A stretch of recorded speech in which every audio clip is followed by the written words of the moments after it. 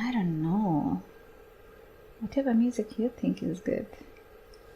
I like this. Check mic. So yeah, guys, welcome to another episode of The Chop Down. This is the podcast where we talk about issues regarding or touching on society and that are not as popular as you would say. The topics that people are scared to even look at. This is the place to talk about it. And today in studio, I have Safia. Or maybe you should introduce yourself. Yeah. So let's go. My name is Safia Abdi. Okay. I'm 26 years old.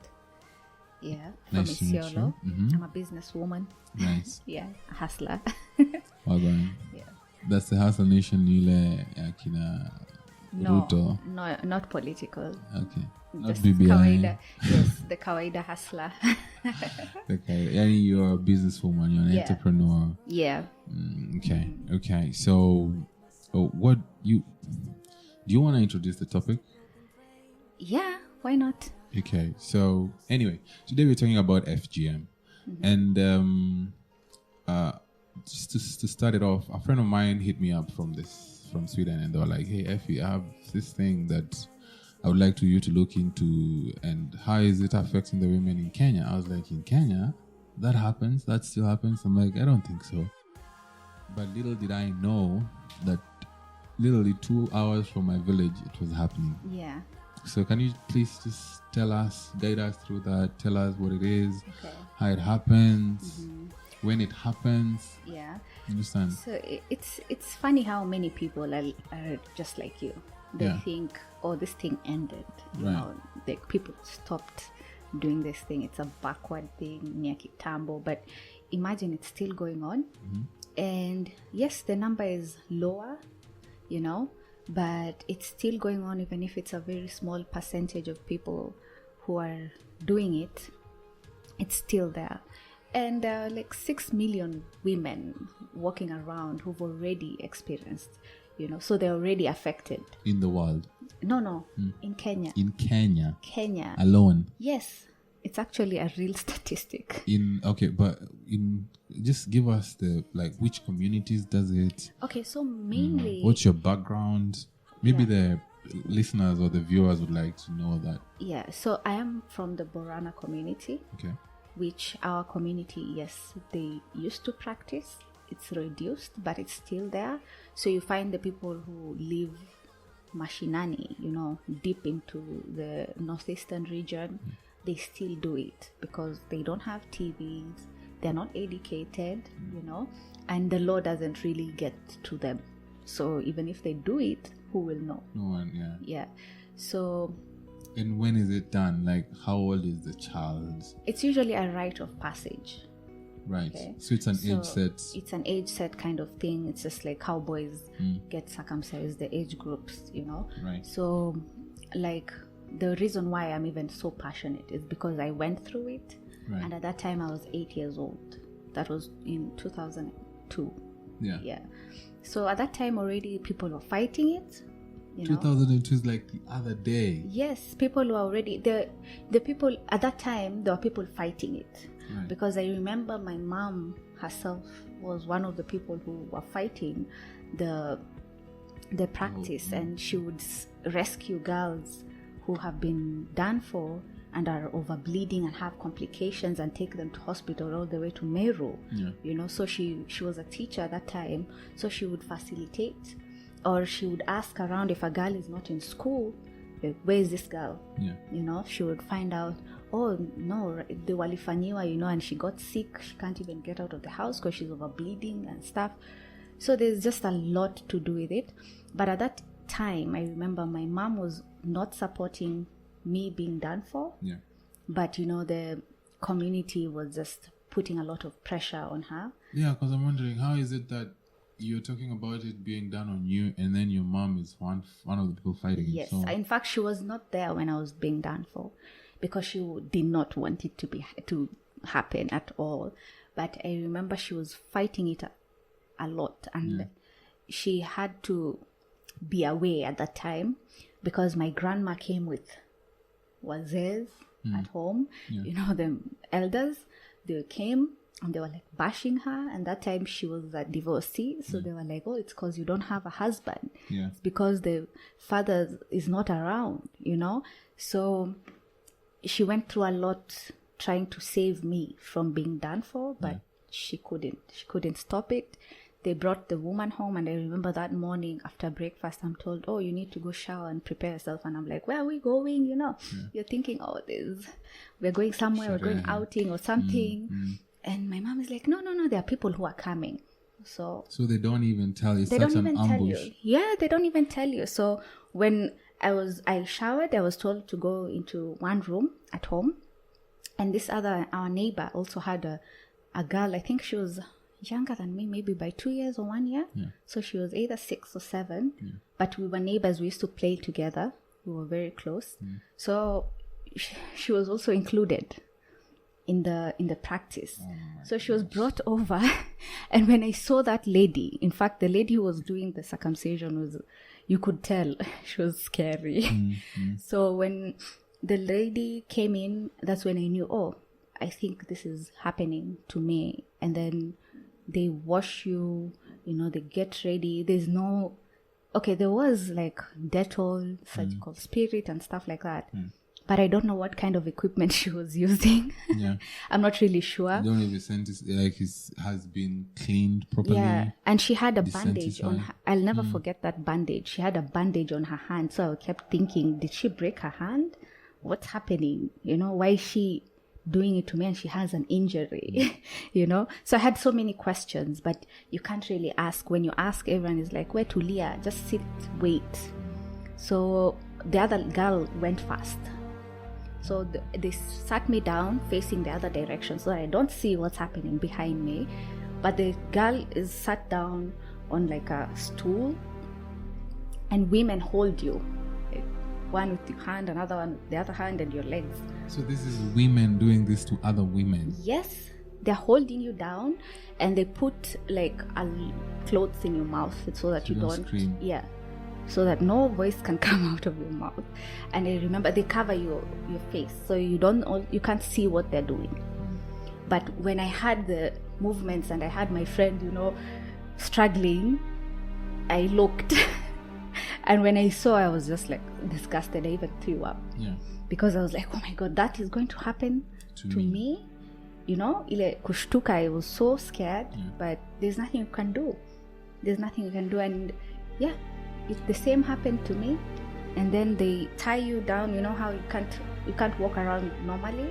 They tie your feet together with like strings or a cloth, so you walk with your feet together. For how long? Until you heal. So it depends with different people. But how if you choose the toilet, how you does go that? like that? And I'm telling you, it's the most painful thing.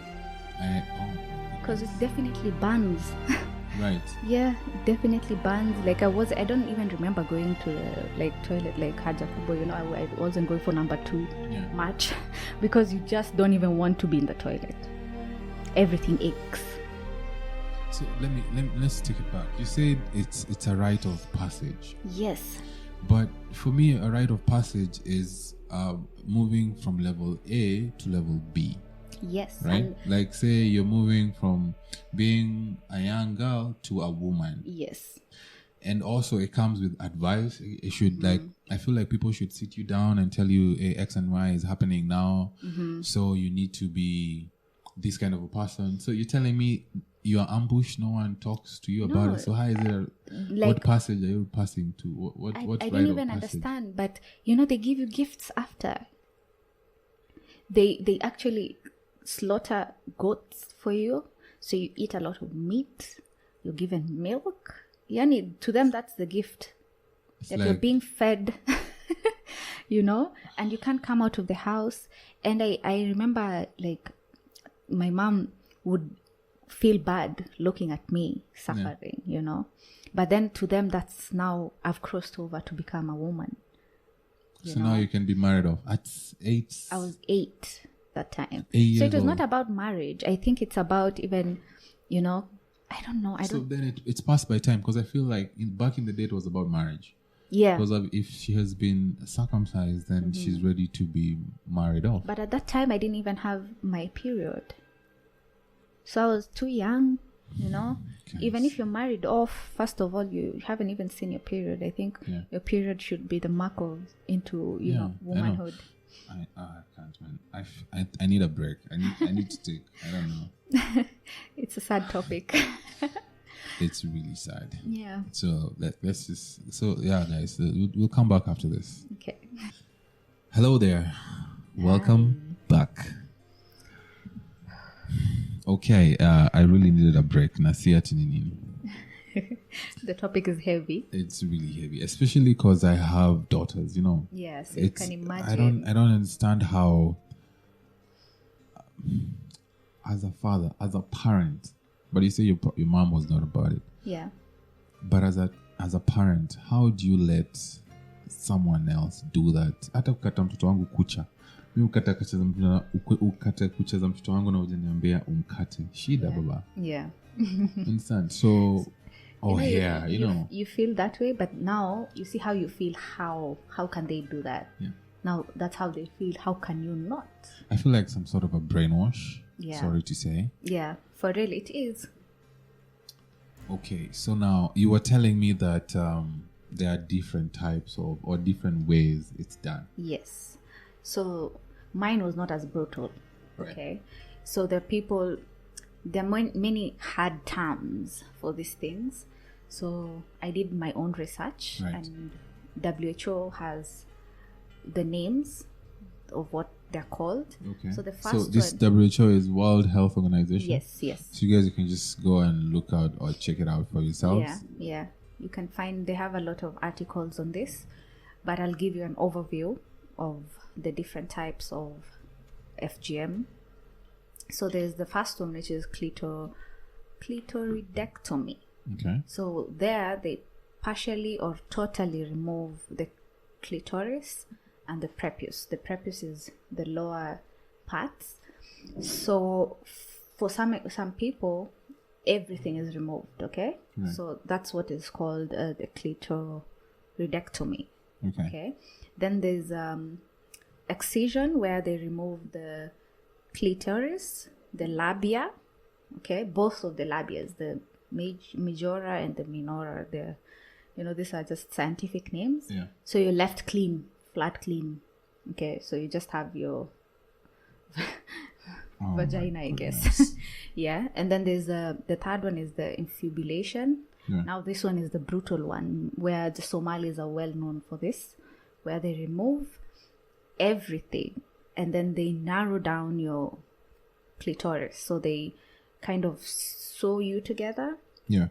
Okay, so they seal and leave a small hole where you, in case you get your period, where, girls, you have to, remove some certain things. So that's the hole is for that. Okay. But then when you're married, your husband just opens you up. Yeah. Oh my goodness. And then there's the category of all others. So even pricking, piercing, incising, is all in that category. So for those who are pierced without their consultation or siwa ndo wanataka, it's considered FGM. Yeah. It's FGM, whether it's accepted, considered. It's a very bad practice. I don't understand it. So I had this, and we'll get to that, like how it has affected you and how it would affect you. But I had this story in the States where this Somali woman, she was giving birth. Yeah. She was pregnant and she had to give birth in the States. And the doctors there didn't know what to do. Yeah. They were looking at her birth canal. They're like, what is happening? Yeah. They obviously get shocked because to them, how can you do that? Yeah. There's a reason why all these things are there. Yeah. Okay. Yeah. So God created us like that. So why would you move things around? Like God don't make no mistakes. Yes. So you find that some people say it's religion. So there are people who use the Islam, religion and say, oh, it's Islamically supposed to happen and stuff like that. But in real sense, it's not anywhere in the Quran. No, it's not. This is something that was adapted from the Arabic culture, and everyone had their own culture before religion. Right.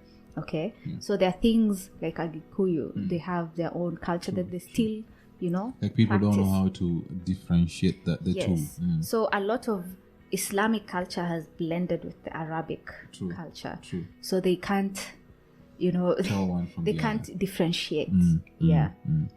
So you find everything might have originated from something else, but then you add on to, this religion, and you blame it on the religion and say, oh, our religion is like this, but it's not.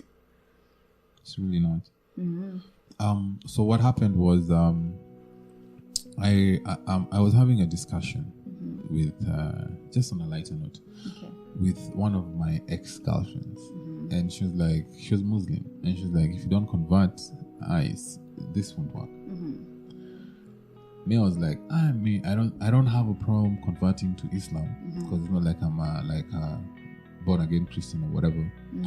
But what I don't like about Islam is the way they treat their women. And she was in the point where she's like, no, Effie, you're wrong. Like, they treat us okay. Don't confuse religion and culture. Yeah. The culture of I told her, but a man can marry 4 wives. Like, okay, yeah, that, apart from that, what else? They take care of us, da, da, da. But the culture is what you should be against. Yeah. And she had a point, I felt. Yeah. So when you talk about it not being a religion thing and it being a culture thing, it makes all the difference now. Yeah.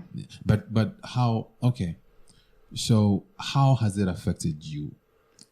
And how, like, from the age of 8 now, moving forward, who is this Safia? Who like, because if the people I trust to be my own and they do that to me, I wouldn't look at them in the same eyes, Yeah. Okay, for me, I didn't blame like my mom. Right. My mom is a very strong, opinionated woman, so she did her best to get me where I am, and I feel like she really fought it. She really tried her best to stop it, Yeah. And I won't do it to my kids because I've learned, okay? And I know what I went through, okay? First of all, the healing process was hell for me, because the pain anytime you go to the toilet, and we all know in our culture, when you go to the toilet, you have to use water after, and it was hell. You can imagine always putting water on the wound every time. Salt water or just... They have to do... You see how women, when they give birth, they sit in... Salt water. So, you have to do it to kill the germs. Oh my goodness. So at that age of 8, I experienced something. I feel like I don't think I would ever let anyone else experience that. And as I grew older, obviously, I associate everything with that part as pain. Okay? Like a lady called Hibo. She's a Somali lady in UK. And she says every time she thinks about when she got married, you're there, you're supposed to give your man his conjugal rights. And to you, it's not enjoyable. It's just pain. Or you just associate it with that kind of pain, so you're not really in it. Into it, Yes. So it's just for the man. Right. Okay? So no one is thinking about yourself. I'm supposed to feel good in my body, but then there's that confidence that you lose when girls, you sit around, you talk about things. I wouldn't share anything. I would listen to people. So like sexual experiences, like, yo, this happened, Yeah. Like I'd be like, oh, I would never do something like that, because I'm like, how can you do that? And I remember in high school, the way we used to read the set books. There was this set book that had the story of a Somali lady who was circumcised. And I remember the teacher who was, teaching us, and she was like, oh, this happened. Did it happen to you? She directly asked me, and I could not admit. I said, no, I was like, no, it's not happened to me. No, it could never. Okay?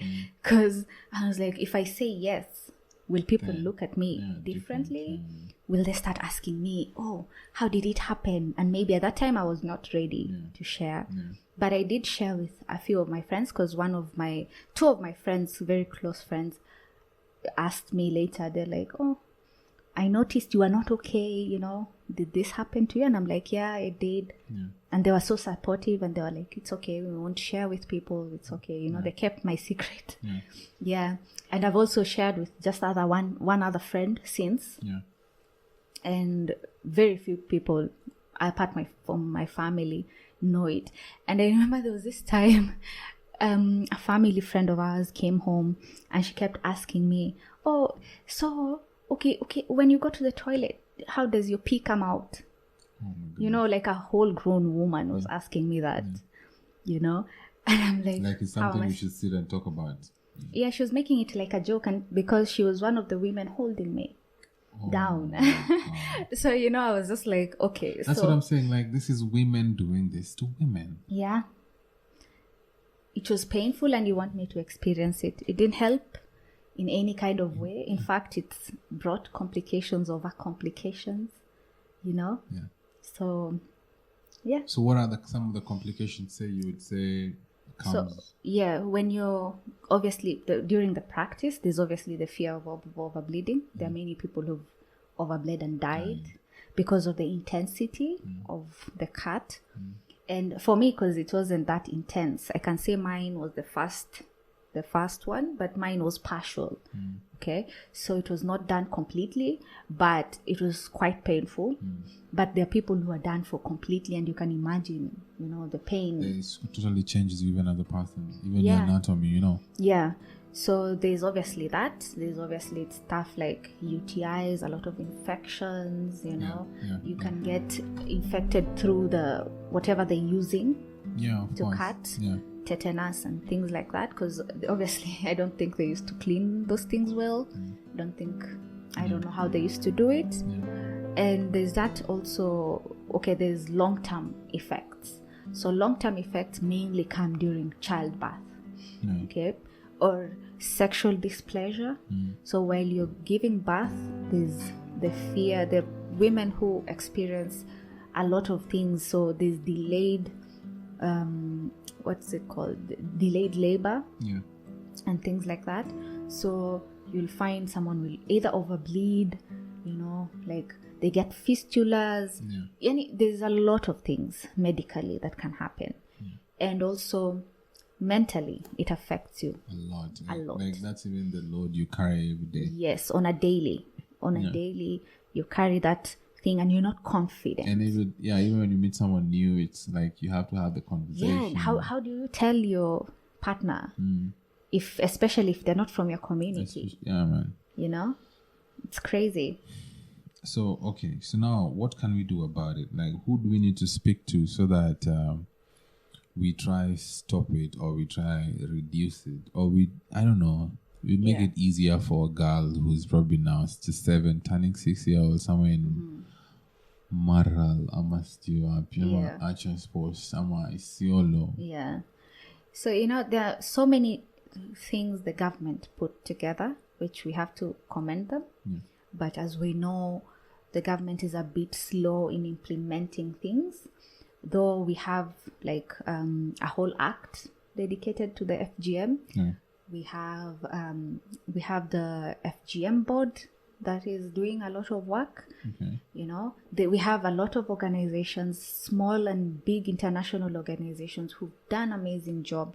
So we can say it drastically dropped. But when you say done a lot of work, are they doing it in books, or they're doing it machinally? It's actually working, because I remember there's in almost every village now during northeastern region and the Isiolo region. I know every village has like a champion, someone, a woman or a man, who's told, in case there's any of this thing happening, ukisikia, just report. Okay, if you're able to rescue the girls, just rescue, but I'm not sure about rescue centers. That's one thing we need to, I think, set up. In the northern part. In the northern area. Because, okay, if I'm a woman, I've seen another girl being told, oh, kesho tunakupeleka, or there's rumor that this girl is going to be circumcised, and maybe I don't have the capability. How will I save them? Yeah. You know? Yeah. And then how can you take them maybe to like police stations? Because, you know, police stations are mainly run with men. Yeah. So there's also that thing where a woman is like, hey, uko ni wanaume tu, you know, you can take me there, maybe even get raped, or something else happens, or you find the men in that area are the ones who want these girls to be circumcised. So who will protect you? Okay, but we have to acknowledge, yes, a lot of this practice has reduced, especially in Kenya. In Africa, in fact, Kenya is the leading in this FGM thing. So there's a lot of work that people have done, and we have to celebrate that, definitely. But I feel like there's still more work, because after UN posted their report that Kenya is the leading in healing process in FGM. Right. In Korea, 3,000 girls were circumcised and paraded in the streets. After they said... Yes. So it was kind of like, you know, showing you haven't done anything. Because imagine 3,000 on the streets. That's too much. Yeah, and they're parading them like they're proud. And these girls can't run.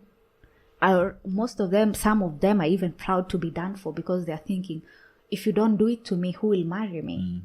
All the men who come to, you know, homes, they want a woman who's been done for. So you're thinking, I won't have market. I won't have anyone to marry me. I won't have anyone to take care of me. So that's the brainwash.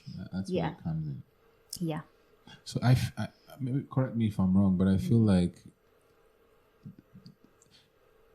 this should start from the wazés. Yeah. They should educate the wazés, so the wazés tells the community, don't do this to your daughters. Because the moment you're telling me that we have to go save, when you hear it happening, go report, it has already happened. Yeah. You understand? So we need to stop it before even the seed materializes to my daughter needs to be. But the problem is with especially the pastoral community, those men are the ones who want these women who've been circumcised. Because they were told all their lives. Because to them, that's the woman. They consider if you have not been done for, you're dirty. So especially I was told, like, if it's not cut off, my clitoris will grow into a cockroach. What? Yeah. Okay, I was young. I was 8. Oh my goodness. Okay, so you can imagine the lies that they give people, the myths around it. It's crazy. They tell you you're dirty. We want the clean woman. I think I need another break. Guys, we'll come back after this. Okay. She likes those things. Yeah, they sound nice. Yeah, so Safia is now an FGM. Let's stop FGM in Kenya champion. Yes. If to say the least. Yes. I would like us to tell us what and how you have taken it upon you to change the narrative, maybe a girl at a time, to say the least. Yeah. So what I've done so far is just speaking on it, you know, creating awareness that this thing is still happening and it's affected many girls. And I know several girls who've done this practice and are not able to speak about it. They're like, they ignore it. It's like it didn't happen. But in truth, it has happened, and you need to, you know, talk about it. Once you talk about it, it becomes a minute issue, you know. Yeah. So I would encourage many girls my age or even older, talk about it. Even if you have kids, tell them about it. Tell them this thing happens. There are many girls who've been done for, so that they respect even the people who've been done for, you know. Yeah. And if you talk about it, people give you respect. Yeah. And also, what I think is, the more we talk about it, the stigma ends around it, because many girls are afraid to talk about it because they feel like they'll look at me differently, but for the few friends I shared with, none of them treated me any different. So maybe if I spoke earlier, it would help someone out there to be confident in themselves, to have esteem, to be able to carry yourself like a woman, because you're a woman. You're a whole woman, even though something was taken away from you. Yeah. And so I'll be working with certain organizations, such as Foundation for Pastoralist Women, and it's based in Isiolo, and also Radio Baliti, which is a community radio based in Isiolo as well. But I want to expand my reach towards the northern parts of Kenya. So I'll try and explore all the way to Marsabit, to Garissa, Wajir, Moyale, all those areas, because I feel like those ones are the ones who are left out, and parts where people can't reach, even Kuria, the place where they paraded 3,000 girls. That's somewhere I would want to go, and get to ask people why. Why would you watch people parading your girls along the streets and you're not doing anything about it? Yeah. So how I'm going to do it is I'm obviously looking for different organizations that we can work with. I'm also reaching out to the government, the national government, the county governments, to work with us, to sponsor us, because without them, we will not be able to reach these girls, because it's a bit far. Yeah. And we can't facilitate this on our own, So I want to empower the women. Speak about it. If you can not speak about it, at least donate to help other girls, encourage them, because that donation will encourage these girls and be like, oh, there are women out there who've gone through it, and they're like, you're not alone. We are with you. Yeah. Yeah.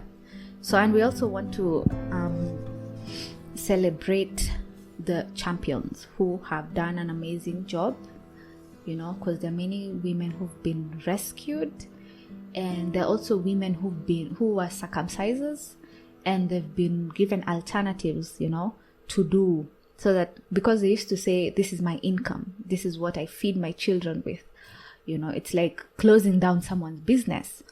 So what is left for them? Okay. And they have children as well. They need to eat. So we want to also find alternatives for these women who are the circumcisers. If it's business, how will we help them? If it's job opportunities, even if it's trainings to do, something they can look for livelihood with, Yeah.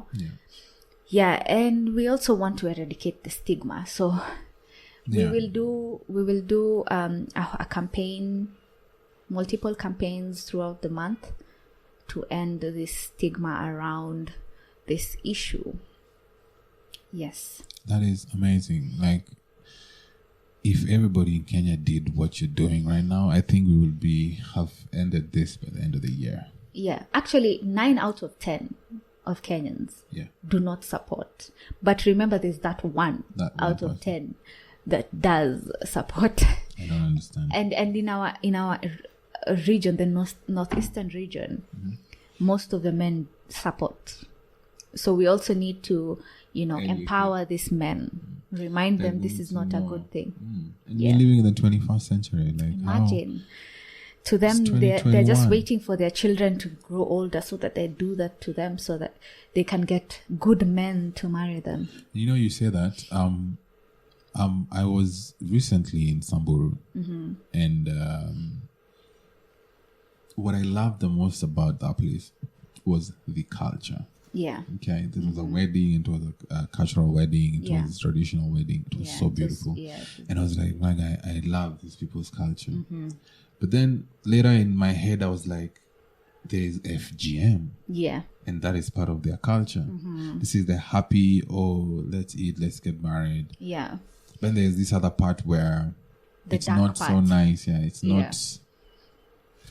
Okay, so guys. We also give them alternatives of this FGM, I don't have to go through FGM to be a woman, So if it's a rite of passage, there are many other things you can teach these girls. It doesn't have to be the negatives. We teach them positive things.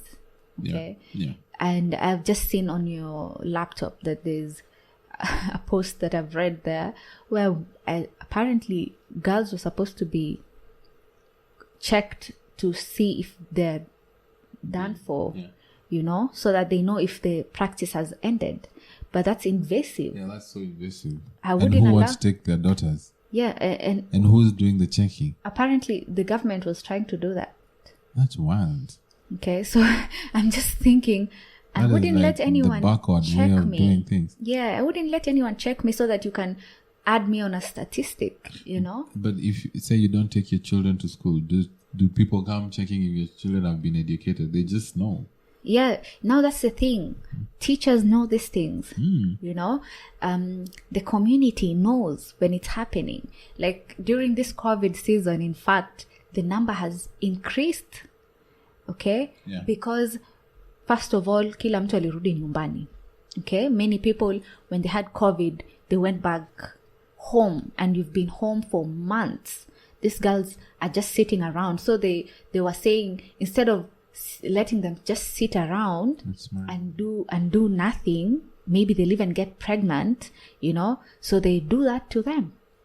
Oh my goodness. They do the FGM because they're like, oh, the girls won't sit around in the house, they'll start going out looking for guys, get pregnant, and others are married off. Okay, so you can imagine some girls. I read an article where some girls were being circumcised and then they walk to school like that. Can you imagine? You're still bleeding and you're walking to school to study. That's how much they want to get that education. They won't let this stop them. Yeah. So why not give them, the opportunity to study for themselves, to make themselves better, because this circumcision will not make them better. But let me ask you, does FGM really stop them from being scandalous? I don't know. Does it stop them from being wild? I don't think so. That's the belief they have. But does it actually? And you see, for the Somalis, the reason why they tie you is to make sure you stay a virgin, because you'll be scared to explore, because I've been tied down there. Like, if a guy goes in, it's quite painful, So some people, for once you're married, there's a woman who comes to open you up a little bit, or the man just, does the job. Is there reconstructive surgeries out there that can put you back to where you are? Yeah. I'm not sure, but I don't know. To be honest, I'm not sure about that. But if there was, I wouldn't go that route, because that's something I want to remain with the scar, because that scar is me. Yes, it shows that I survived it, because there's so many girls who died going through this, and I will make sure that my kids never go through it, and I will make sure anyone I know would not do it while I know about it. Okay. Yeah. Okay. Thank you very much. Hi, my name is Safia Abdi. I'm an FGM survivor, and I want to call upon all the women in Kenya and worldwide to help me end this practice.